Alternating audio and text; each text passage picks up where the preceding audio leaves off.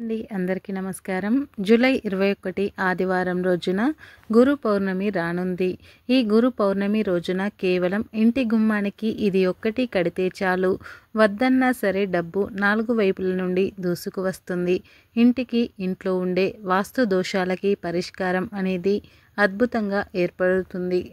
అంతేకాదు, మీ జీవితంలో ఉండే రకరకాల సమస్యలు, ఇంట్లో ఉండే అన్ని రకాల సమస్యలు, ముఖ్యంగా భార్యాభర్తల మధ్య గొడవలు, పిల్లలు చెప్పిన మాట వినకపోవడం, ఇలా రకరకాల సమస్యలు అనేవి తొలగిపోతాయి. ఇంటికి ఎలాంటి దోషాలు తగిలినా సరే అవి మన ఇంట్లో సంపాదన నిలవకుండా చేస్తూ ఉంటాయి. అలా మన ఇంటికి ఏవైనా దోషాలు కలిగినప్పుడు ఆ దోషాలు మనకి కలగకుండా ఉండాలి అంటే ఇలాంటి పౌర్ణమి రోజుల్లో ఇలాంటి చిన్న చిన్న పరిహారాల వల్ల రకరకాల సమస్యలు, దోషాలు అన్నీ కూడా తొలగిపోతాయి. గురుబలం అనేది అత్యంత ఎక్కువగా పెరుగుతుంది. ఈ గురువారం అంటే మనకు సహజంగా గురువారం బాబాకి చాలా ఇష్టం. అలానే ఈ గురు పౌర్ణమి అంటే సాయిబాబాకి కూడా చాలా ఇష్టం. కానీ ఈసారి గురువారం కాకుండా ఆదివారంతో మనకు ఈ పౌర్ణమి అనేది కలిసి వచ్చింది. ఆషాఢ పౌర్ణమి అంటే ఆదివారం రోజున గురు పౌర్ణమి అనేది కలిసి వచ్చింది. ఈ గురు పౌర్ణమి రోజున కొన్ని పనులు చేస్తే కనుక అత్యంత ఐశ్వర్యవంతులు అవుతారు. అలానే కొన్ని పనులు పొరపాటున కూడా చేయకూడదు. అయితే ఈ గురు పౌర్ణమి రోజున మర్చిపోకుండా ఇంటి సింహద్వారానికి ఇది ఒక్కటి కట్టండి చాలు.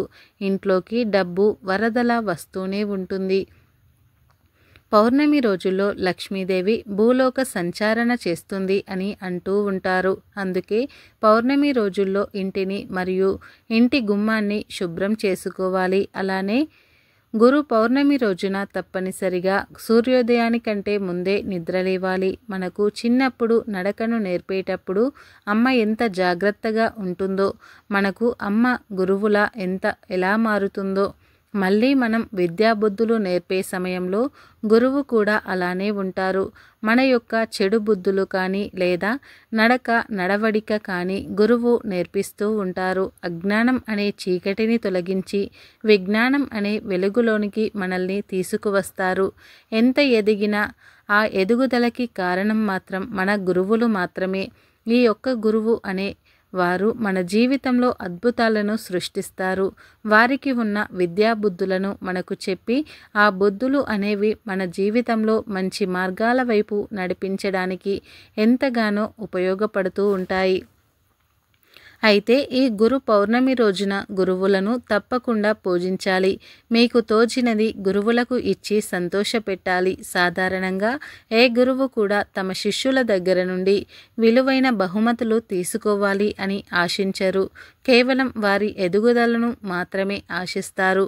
గురువులు అంటే వారి కింద ఉండే శిష్యులు ఎంతగా ఎదుగుతూ ఉంటే గురువులకి అంతగా ఆనందం కలుగుతుంది. ఏ గురువు దక్షిణ ఇచ్చినా రాని పొందని ఆనందాన్ని పొందుతూ ఉంటారు. అంతేకాదు, వారి జీవితంలో అంటే శిష్యులు జీవితంలో ఎంత ఎదిగితే తల్లిదండ్రులు తర్వాత గురువులే మళ్ళీ అంతటి ఆనందాన్ని పొందుతూ ఉంటారు. అలాంటి గురు పౌర్ణమి రోజున వేదవ్యాసులు వారిని కూడా తప్పకుండా పూజించాలి. వేదాలను 4గా విభజించి తమదైన రీతిలో మనకు అందించి విజ్ఞానాన్ని అద్భుతంగా నేర్పించిన వారు వేదవ్యాసుల వారు. కాబట్టి గురు పౌర్ణిమ రోజున వేదవ్యాసుల వారిని కూడా తప్పకుండా పూజించాలి. ఇక పౌర్ణమి అంటే చంద్రుడికి చాలా ఇష్టం. ఈ పౌర్ణమి కిరణాలలో చంద్రుడిని పూజించిన, చంద్రనామాలు చదివిన, అంతేకాదు చంద్రుడికి ఇష్టమైన తెల్లని మల్లెపూలను ఇంటికి తెచ్చిన ఎంతో పుణ్యం లభిస్తుంది.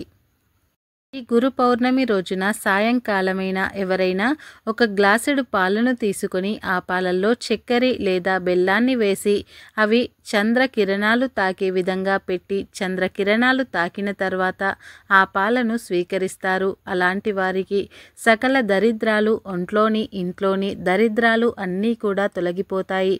జీవితంలో ఐశ్వర్యం కలుగుతుంది. సంపదకి లోటు ఉండదు. అంతేకాదు, లక్ష్మీదేవి అలానే చంద్రుడి యొక్క అనుగ్రహంతో కష్టాల నుండి విముక్తిని పొందుతాము. అయితే ఈ గురు పౌర్ణమి రోజున పేదవారికి బియ్యాన్ని దానం చేయాలి. బియ్యం దానం చేయటం వల్ల అన్ని రకాల దోషాలు తొలగిపోతాయి. మీ జాతకంలో జీవితంలో కానీ ఏవైనా దోషాలు ఉంటే ఆ దోషాల నుండి విముక్తిని పొందాలి అనుకుంటే మర్చిపోకుండా గురు పౌర్ణమి రోజున బియ్యాన్ని దానం చేయాలి. సహజంగానే మన సాంప్రదాయాలలో బియ్యానికి ఎంతో గొప్ప ప్రాముఖ్యత ఉంటుంది. ఎవరైనా సరే బియ్యాన్ని దానం చేసినా లేదా బియ్యాన్ని ఎవరికైనా పేదవారికి ఇచ్చినా, బియ్యంతో వండిన అన్నాన్ని ఎవరికైనా దానం చేసినా చాలా మంచి పుణ్యం అనేది లభిస్తుంది. ఇలాంటి బియ్యాన్ని కనుక గురు పౌర్ణమి రోజున ఎవరికైనా దానం చేస్తే దారిద్రాలు అన్నీ కూడా తొలగిపోయి ఐశ్వర్యం అనేది లభిస్తుంది. ఈ గురు పౌర్ణమి రోజున ఎట్టి పరిస్థితుల్లో జుట్టుని కట్ చేసుకోకూడదు, అలానే గోర్లని కట్ చేసుకోకూడదు. అలానే గురు పౌర్ణమి రోజున నల్ల నువ్వులను అలానే నూనెను ఇంటికి తెచ్చుకోకూడదు. గురు పౌర్ణమి రోజున నదిలో పితృదేవతలకి ఇష్టమైన వంటలను వదిలిపెట్టాలి. అలా చేసి వారిని తలుచుకుంటే పెద్దల ఆశీస్సులు కూడా తీసుకున్న వాళ్ళం అవుతాము. పెద్దల యొక్క అనుగ్రహం కూడా లభిస్తుంది. అలానే గురువుల పాదాలను తాకి నమస్కరించుకోవడం మాత్రం మర్చిపోవద్దు. మీ దగ్గర స్తోమతని బట్టి వారికి ఆనందపరిచి ఈ విధంగా ఏవైనా నూతన వస్త్రాలు కానీ ఏవైనా స్వీట్స్ కానీ బహుమతులు కానీ ఇవ్వాలి. ఇలా గురువుకి మన భారతదేశంలో అత్యంత గొప్ప ప్రాముఖ్యత ఉంది. ఇలాంటి గురువులను సంతోషపరచడానికి ఒక అద్భుతమైనటువంటి రోజు. ఎంత సంతోషపరిస్తే అంత అద్భుతమైన ఫలితాలను చూస్తాము. అయితే ఈ గురు పౌర్ణమి రోజున లక్ష్మీదేవి, విష్ణుమూర్తి, పరమశివుణ్ణి, వేద వ్యాసుల వారిని తప్పకుండా పూజించాలి.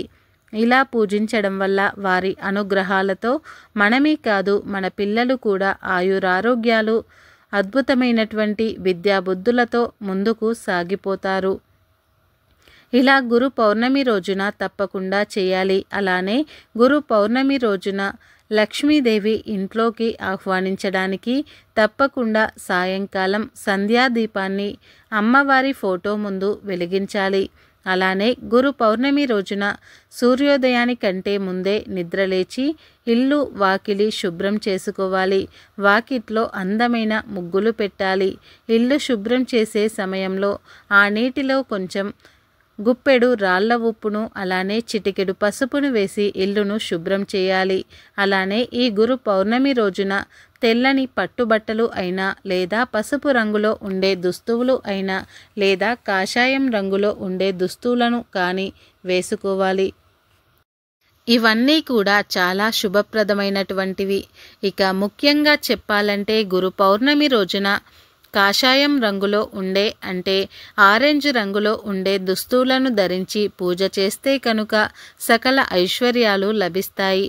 ఈ గురు పౌర్ణమి రోజున ఇంట్లోకి పచ్చకర్పూరాన్ని, మల్లెపూలను మర్చిపోకుండా తెచ్చుకోవాలి. ఎందుకంటే ప్రతి పౌర్ణమికి కూడా ఇంట్లోకి సాయంకాలం మల్లెపూలను తేవడం వల్ల చంద్రదోషాలు తొలగిపోతాయి. చంద్రుడి యొక్క అనుగ్రహం లభిస్తుంది. అలానే సాయంకాలం చంద్రుడిని తప్పకుండా ఆద్యంతో నమస్కరించుకోవాలి. అలానే చంద్రుడి యొక్క అనుగ్రహంతో మన జాతకంలో అన్ని రకాల దోషాలను తొలగించుకొని జీవితంలో డబ్బు అనేది సంపాదిస్తూనే ఉంటాము.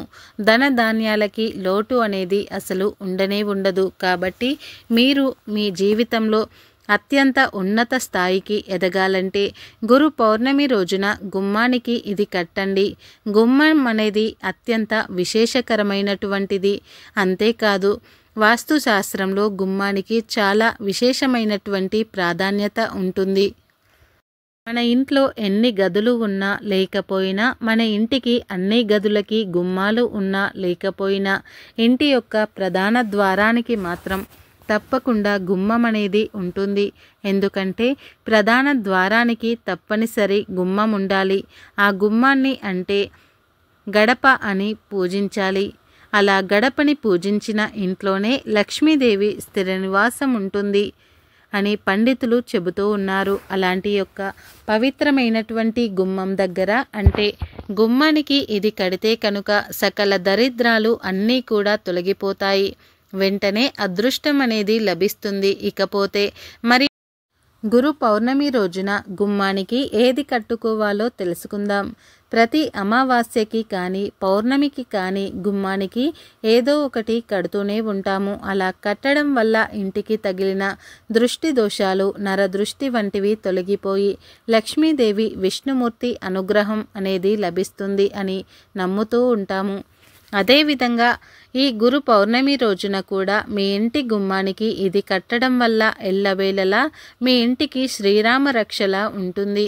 అది ఏమిటో ఇప్పుడు మనం స్పష్టంగా తెలుసుకుందాం. అయితే ముందుగా మన ఇంటి సింహద్వారానికి కట్టడం కోసం ఒక ఆరెంజ్ రంగులో ఉండే కొత్త అంటే నూతన వస్త్రాన్ని తీసుకోండి. అందులో గుప్పెడు రాళ్ల ఉప్పుని వేయండి. రాళ్ల ఉప్పు లక్ష్మీదేవికి చాలా ఇష్టమైనటువంటిది. అలానే పౌర్ణమి తిథి అనేది అన్ని గ్రహాలకు సంబంధించింది. దోషాలు అన్ని గ్రహ దోషాలు తొలగిపోవాలి అంటే అందులో నవధాన్యాలను వేయండి. నవధాన్యాలు అంటే ఒక్కొక్క గ్రహానికి ఒక్కొక్క ధాన్యపు గింజలు అంటే చాలా ఇష్టం. అందువల్ల అన్ని గ్రహాలు కూడా అనుకూలిస్తాయి. మన జాతకంలో అన్ని దోషాలు తొలగిపోతాయి. కాబట్టి నవధాన్యాలను తప్పకుండా వేయండి. అలానే చిటికెడు పసుపు, కుంకుమ లక్ష్మీదేవిని, దైవశక్తిని ఇంట్లోకి ఆకర్షిస్తుంది. పచ్చకర్పూరము, పసుపు, కుంకుమ ఇది తప్పకుండా వేయాలి. వాటిని వేసి ఆ కాషాయపు రంగు వస్త్రాన్ని చుట్టూ ఒక ముడిలా వేసేయండి. అంటే ఒక మూటలా కట్టండి. పూర్తిగా అలా కట్టిన మూటను విష్ణుమూర్తి ఫోటో ముందు కానీ సాయిబాబా ఫోటో ముందు కానీ పెట్టి మీ మనసులో ఉండే కోరికని చెప్పుకొని ఆ కోరిక నెరవేరాలని మనస్ఫూర్తిగా వేడుకొని తర్వాత ఆ మూటని మీ ఇంటి సింహద్వారానికి కట్టండి. ఇలా కట్టడం వల్ల మీ జాతకంలో ఉండే అన్ని రకాల దోషాలు తొలగిపోయి అదృష్టం అనేది కలుగుతుంది. దరిద్ర బాధల నుండి విముక్తిని తప్పకుండా పొందుతారు. ఇలా తప్పకుండా మర్చిపోకుండా గురు పౌర్ణమి రోజున ఇంటి గుమ్మానికి ఇది కట్టండి. అలానే మీ సమీపంలో ఉండే మీ దగ్గర ఉండే ఖాళీ లేదా మీ సమీపంలో ఉండే ఒక సాయిబాబా ఆలయానికి వెళ్ళి సాయిబాబా ఆలయంలో ఏవైనా మిఠాయిలు అంటే తీపి పదార్థాలను ఎవరికైనా పంచిపెట్టండి. అలానే బాబాని నమస్కరించుకోండి. బాబాకి ఒక కాషాయం రంగులో ఉండే వస్త్రాన్ని సమర్పించండి. ఇలా చేయటం వల్ల అన్ని రకాల దోషాలు, పాపాలు, దరిద్రాలు ఖచ్చితంగా తొలగిపోయి మీకు మీ జీవితంలో సంపద పెరుగుతుంది. డబ్బుకు లోటు లేకుండా ఉండగలుగుతారు. దోషాలు కూడా అన్నీ తొలగిపోతాయి. ఈ గురు పౌర్ణమి అనేది ముఖ్యంగా దాన ధర్మాలకు ఎక్కువ పుణ్య ఫలితాన్ని ఇస్తుంది. అలానే ఈ గురు పౌర్ణమి రోజున స్నానం చేసే నీటిలో మర్చిపోకుండా గుప్పెడు రాళ్ల ఉప్పుని వేసుకొని అలానే ఒక చిన్నగా ఉండే పచ్చ కర్పూరాన్ని వేసుకొని స్నానం చేసే నీటిలో వేసుకొని చేస్తే కనుక మీకు ఉండే నరదృష్టి దోషాలు తొలగిపోతాయి.